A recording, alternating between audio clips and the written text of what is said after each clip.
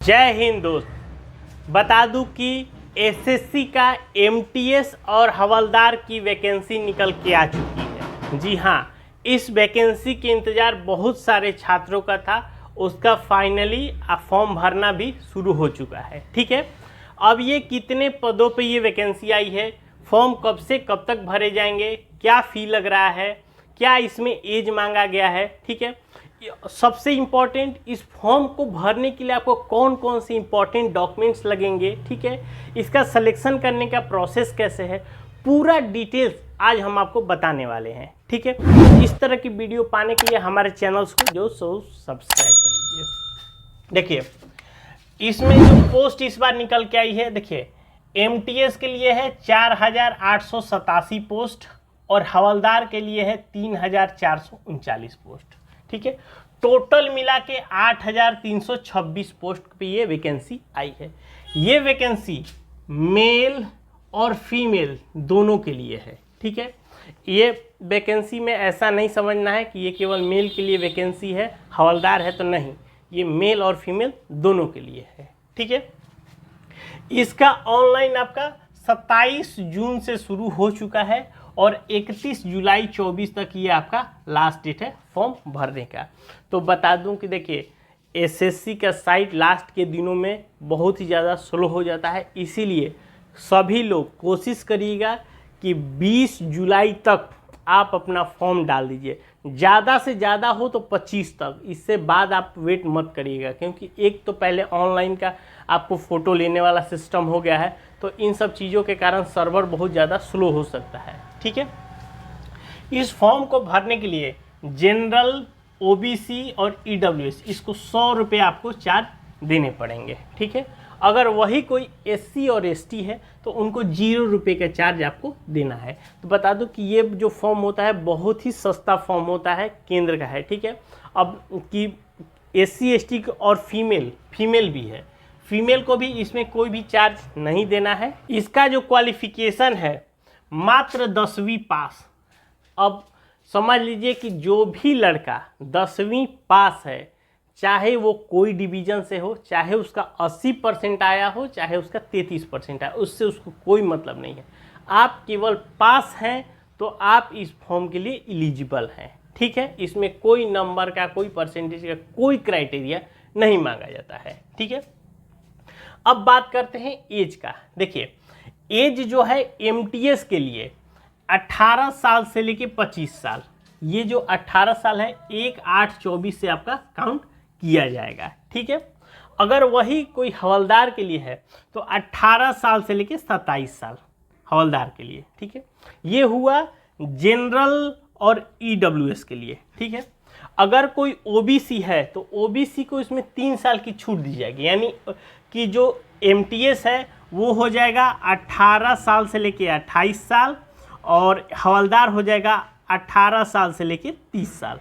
ठीक है, अगर कोई एससी एसटी है तो उसमें एमटीएस का एज हो जाएगा 18 साल से लेके 30 साल और हवलदार के लिए 18 साल से लेके 32 साल, ये आपका एज हो जाएगा। ये सारे एज 1/8/24 से आपके काउंट होंगे। ठीक है, अब देखिए, इसका जो सिलेक्शन करने का प्रोसेस है ये 3 स्टेप में है।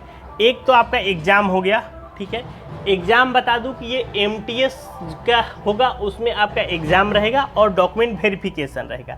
लेकिन अगर हवलदार के लिए आपका फिजिकल मेजरमेंट टेस्ट और फिजिकल स्टैंडर्ड टेस्ट होगा। लेकिन ये जो फिजिकल मेजरमेंट और स्टैंडर्ड है ये एकदम कहने का है, कोई बहुत एकदम सिंपल है, वो आगे हम आपको बताने वाले हैं। ठीक है, अब सबसे इम्पॉर्टेंट चीज़, इस चीज़ को आप देख लीजिएगा, इस फॉर्म को भरने में जो डॉक्यूमेंट मुख्य रूप से रिक्वायर्ड है वो देखिए, आपका 10th का मार्कशीट। ठीक है, दूसरा नंबर आपका आधार कार्ड, तीसरा आपका मोबाइल और ईमेल आईडी, ये दोनों आपके चालू होने चाहिए, इन पे आपके ओटीपी रिसीव्ड होगा। ठीक है, उसके बाद आपका जो फोटो लिया जाएगा वो लाइव लिया जाएगा। एक चीज़ बता दूं कि अब ज़्यादातर फॉर्म में पहले कैंडिडेट था कि आप किसी दूसरे को अपना डॉक्यूमेंट दे देते थे। ठीक है, या किसी साइबर को अपना दे देते थे और वो लोग आपका फॉर्म भर देते थे। लेकिन अब ऐसा पॉसिबल नहीं है, आपको लाइव फ़ोटो आपको देना ही है। इसीलिए मैं आपको फिर से बोल दे रहा हूँ कि आप लास्ट डेट तक इंतज़ार मत करिएगा, क्योंकि सर्वर स्लो हो जाएगा तो उस समय आपको बहुत ज़्यादा दिक्कत होगी, क्योंकि आपका लाइव फ़ोटो लेना पहला नहीं है कि आप रात के, अगर जैसे क्या था कि पहले दूसरे को देते थे तो वो अपने रात में सर्वर सही होता था उस समय भी भर देते थे। आपको रात में भी वहाँ पे रुकना ही पड़ेगा आपको जब आपका लाइव फ़ोटो लेने के लिए, ठीक है। तो इसीलिए आप समय से पहले आप अपना फॉर्म डाल लें, ठीक है। उसके बाद आपका सिग्नेचर लगेगा, ठीक है। ये इम्पोर्टेंट डॉक्यूमेंट होगा। अब बात करते हैं एग्ज़ाम का। देखिए एग्ज़ाम में थोड़ा सा इस बार पैटर्न चेंज हो गया है।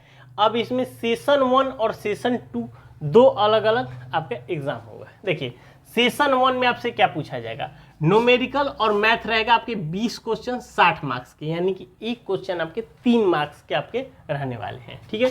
रीजनिंग और प्रॉब्लम सॉल्विंग वो भी आपके 20 क्वेश्चन रहेंगे 60 मार्क्स, यानी कि टोटल आपके 40 क्वेश्चन हो गए और 120 मार्क्स आपके रहेंगे। ये जो आपका समय दिया जाएगा ये आपके 45 मिनट आपका समय दिया जा रहा है, ठीक है। ये हुआ सेशन 1 के लिए। अब वही सेशन 2 में क्या है, जनरल अवेयरनेस, इससे आपके 25 क्वेश्चन रहेंगे 75 मार्क्स, यानी एक क्वेश्चन आपके 3 मार्क्स हो गए। जनरल इंग्लिश एंड कॉम्प्रिहेंशन, इसमें आपके 25 क्वेश्चन हो गए 75 मार्क्स, यानी कि आपके 50 क्वेश्चन हो गए और 150 मार्क्स ये आपके हो गए, ठीक है। इसका भी जो टाइमिंग दिया जा रहा है वो आपके 45 मिनट आपको दिया जा रहा है, ठीक है। तो ये सेशन 1 और सेशन 2 करके, पहले ये सेशन 1 सेशन 2 नहीं था, इस बार से इसको लागू कर दिया गया है, ठीक है। अब देखिए इसका फिजिकल देख लीजिए, जिसको मैं बात कर रहा था। फिजिकल आपका देखिए मेल के लिए अलग होता है, फीमेल के लिए अलग होता है। मेल में देखिए इसको रन कर सकते हैं, वॉक कर सकते हैं। 1600 मीटर आपको है 15 मिनट में, बताइए एकदम। ये तो आप इजीली अगर नॉर्मल पैदल चल के भी जाते हैं तो 1600 मीटर आप 15 मिनट में किसी भी हाल में पहुंच जाइएगा, ठीक है। अगर वही कोई फीमेल है तो 1 किलोमीटर चलना है उसको 20 मिनट में, ठीक है। दोनों के लिए ही बहुत ही ज़्यादा एकदम कॉमन सा है, कोई ज़्यादा टफ नहीं है।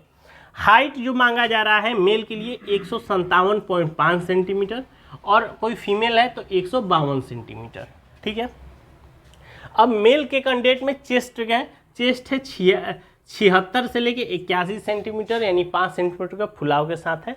अगर वही कोई फीमेल है तो उसमें वेट होता है 48 केजी आपके मिनिमम होना चाहिए, ठीक है। ये आपके फिजिकल हो गए, ठीक है। यानी क्योंकि अगर फिजिकल देखा जाए तो कोई ज़्यादा टफ नहीं है, आप केवल एग्ज़ाम पे ही आपका फोकस करना है, आपका मुख्य होगा आपका एग्ज़ाम, ठीक है।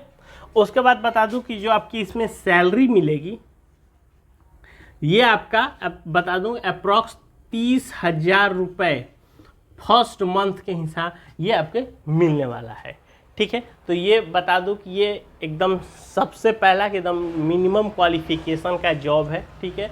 इसमें फॉर्म भी बहुत ऑल ओवर इंडिया फॉर्म है, तो ऑल ओवर इंडिया के छात्र और छात्रा दोनों इस फॉर्म को फिल करेंगी, ठीक है। तो फिर से मैं एक बार आपको बता दूं कि जो भी लोग इस फॉर्म को डालना चाहते हैं लास्ट डेट तक कृपया कतई मत इंतज़ार करिएगा, क्योंकि एसएससी का सर्वर लास्ट में बहुत ज़्यादा स्लो हो जाता है, ठीक है।